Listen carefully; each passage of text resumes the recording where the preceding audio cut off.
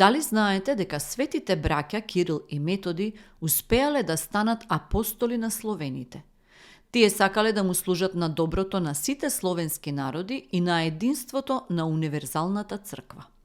За овие и вакви своји заслуги во своето апостолско послание Егригае Виртулис, папата Јован Павле II на 31 декември 1980 година ги прогласил за копокровители на Европа, чиј покровител е Свети Бенедикт, прогласен од папата Павле IV на 26 октомври 1964 година.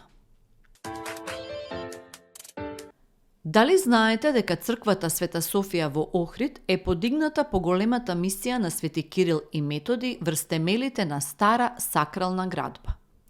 Најверојатно таа служела како катедрала уште во времето на цар Самуил, кој кон крајот на 10 век својата престолнина ја пренел од Преспа во Охрид.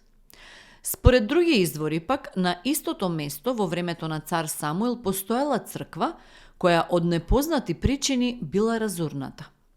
Внатрешноста на црквата е зачувана со незините фрески од 11 век, 12 и 13 век, кои го представуваат врвот на византиското фрескосликарство во своето време.